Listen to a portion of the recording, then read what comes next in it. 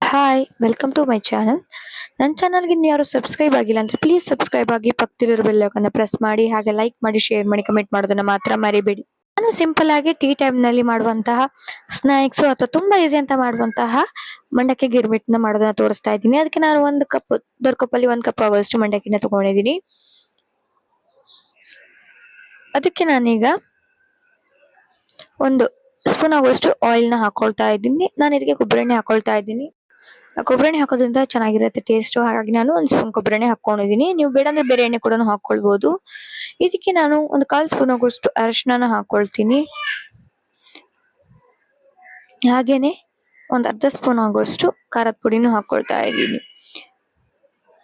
ಇದನ್ನ ಫಸ್ಟ್ ಚೆನ್ನಾಗಿ ಮಿಕ್ಸ್ ಮಾಡ್ಕೊಳ್ತಾ ಇದ್ದೀನಿ. ನಾನು ಆಯಿಲ್ ಜೊತೆ ಚೆನ್ನಾಗಿ ಬೈಂಡ್ ಆಗಲಿ ಅಂತ ಹೇಳಿ ಮಂಡಕ್ಕಿ ಇದನ್ನ ಚೆನ್ನಾಗಿ ನಾನು ಮಿಕ್ಸ್ ಮಾಡ್ಕೊಳ್ತಾ ಇದ್ದೀನಿ. ಫಸ್ಟ್ ಇದನ್ನ ಚೆನ್ನಾಗಿ ಮಿಕ್ಸ್ ಮಾಡ್ಕೊಂಡಾದ ನಂತರ ಇದಕ್ಕೆ ನೀವು ಏನು ಹಾಕೊಳ್ಬೇಕು ಅದನ್ನ ಹಾಕೊಳ್ಬಹುದು. ಇದು ಮಾಡೋದು ತುಂಬಾ ಈಸಿ ಆಗಿರುತ್ತೆ. ಇದನ್ನ ಸ್ನಾಕ್ಸ್ ತರ ಮಕ್ಕಳಿಗೆ ಕೊಟ್ರು ಕೂಡ ತುಂಬಾ ಚೆನ್ನಾಗಾಗತ್ತೆ. ಮಕ್ಕಳಿಗೆ ತುಂಬಾ ಇಷ್ಟನೂ ಕೂಡ ಆಗತ್ತೆ ಮಂಡಕ್ಕಿ ಎಲ್ಲಾನು ಕೂಡ. ಇದಕ್ಕೆ ನಾನೀಗ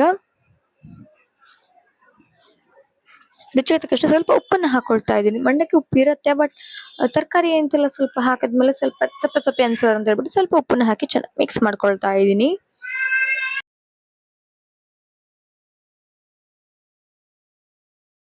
ಇದಕ್ಕೆ ನಾನೀಗ ಹುರಿದಿಟ್ಕೊಂಡಿರುವಂತ ಶೇಂಗಾನ ಹಾಕೊಳ್ತಾ ಇದ್ದೀನಿ.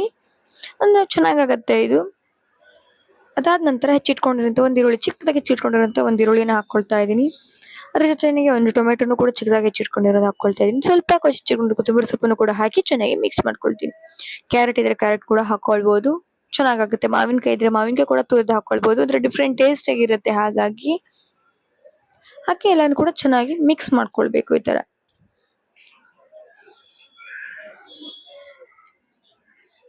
ಇದನ್ನ ಚೆನ್ನಾಗಿ ಮಿಕ್ಸ್ ಮಾಡ್ಕೊಂಡಾದ ನಂತರ ಇದಕ್ಕೆ ನಾನು 1 ಸ್ಪೂನ್ ಆಗುವಷ್ಟು ನಿಂಬೆ ರಸನ ಹಾಕೊಳ್ತಾ ಇದ್ದೀನಿ.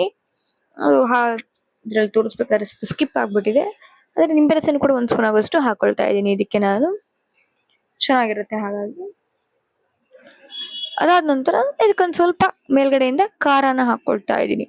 ನೀವು ಸಣ್ಣ ಖಾರ ಕೂಡ ಹಾಕೊಳ್ಬಹುದು. ನಾನು ಸ್ವಲ್ಪ ದೊಡ್ಡ ದೊಡ್ಡದಾಗಿರುವಂತ ಖಾರನ ಹಾಕೊಂಡಿದ್ದೀನಿ. ಸ್ವಲ್ಪ ಕಡಿಮೆನೆ ಹಾಕೊಳ್ಳಿ, ಜಾಸ್ತಿ ಸಣ್ಣ ಖಾರ ಸ್ವಲ್ಪ ಜಾಸ್ತಿ ಬೇಕಾದ್ರೆ ಹಾಕೊಳ್ಳಿ. ಇದನ್ನ ಈ ತರ ಚೆನ್ನಾಗಿ ಮಿಕ್ಸ್ ಮಾಡ್ಕೊಳ್ತಾ ಇದ್ದೀನಿ. ಚೆನ್ನಾಗಿ ಮಿಕ್ಸ್ ಮಾಡ್ಕೊಂಡ್ರೆ ಈಗ ಮಂಡಕ್ಕಿ ಗಿರ್ಮಿಟ್ ರೆಡಿ ಆಗಿದೆ.